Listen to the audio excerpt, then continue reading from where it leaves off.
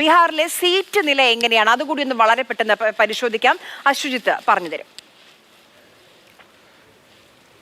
ജെഡിയുവിന്റെ ചാട്ടത്തോടെ നിലവിൽ വന്ന പുതിയ സീറ്റ് സമവാക്യങ്ങളിലേക്കും കണക്കുകളിലേക്കും ഒന്ന് പെട്ടെന്ന് പോയാൽ ആകെ 243 സീറ്റുകളാണ് ബീഹാർ നിയമസഭയിലുള്ളത്. കേവല ഭൂരിപക്ഷത്തിന് 122 സീറ്റുകൾ ആണ് അനിവാര്യമായുള്ളത്. ഇനി ഈ നിലവിൽ വീണ മഹാഗഡ്ബന്ധൻ മുന്നണിയിൽ നിലവിൽ സർക്കാർ വീണ മഹാഗഡ്ബന്ധനിൽ നിലവിലുള്ള പാർട്ടികൾ അവരുടെ സീറ്റുകൾ നോക്കിയാൽ RJD തന്നെയാണ് 79 സീറ്റുകളുമായുള്ളത്. ഒപ്പം കോൺഗ്രസിന് 19, ഇടത് പാർട്ടികൾ മറ്റെല്ലാ ഇടത് പാർട്ടികളും കൂടെ ചേർന്ന് 17, ഒപ്പം 16, ഒപ്പം ഒരു സ്വതന്ത്രൻ 1 എന്നിങ്ങനെ 115 അവരുടെ സ്ട്രെങ്ത്. അതായത് നിലവിൽ മഹാഗഡ്ബന്ധനുള്ള സ്ട്രെങ്ത്. ഇതിൽ ഇനി മാറ്റം വരുമോ എന്നുള്ളതാണ് ചോദ്യം. നേരത്തെ അനൂപ് ദാസ് റിപ്പോർട്ട് ചെയ്തപ്പോഴും അത് പറയുകയുണ്ടായി. പല കോൺഗ്രസ് MLA-മാരെയും വിളിച്ചിട്ട് കിട്ടുന്നില്ല എന്നുൾപ്പെടെയുള്ള സാഹചര്യങ്ങളുണ്ട്.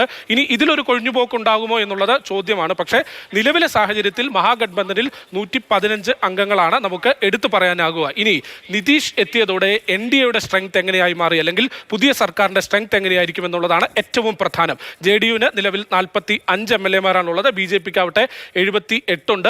ഒപ്പം HMM അഥവാ ജിതിൻ റാം മാഞ്ചിയുടെ പാർട്ടിക്ക് 4 ഉണ്ട്. അങ്ങനെ 127 കംഫർട്ടബിൾ മെജോറിറ്റി നിലവിൽ NDAക്ക് അവകാശപ്പെടാനുണ്ട്. ഇനി ഇതിലും മാറ്റങ്ങൾ വരുമോ? ഒരുപക്ഷെ JDUവിൽ നിന്ന് പൂർണ്ണമായി MLA-മാരെ വരാതിരിക്കുന്ന ഒരു സാഹചര്യം ഉണ്ടാകുമോ എന്നുള്ളതൊക്കെ ഒരു ചോദ്യമായി അവശേഷിക്കുന്നു. എങ്കിൽ പോലും നിലവിലെ സാഹചര്യത്തിൽ JDU അംഗങ്ങൾ പൂർണ്ണമായി NDAയിലേക്ക് എത്തുമ്പോൾ 127 എന്ന കംഫർട്ടബിൾ മെജോറിറ്റിയാണ് NDAക്കുള്ളത്. ആര്യ.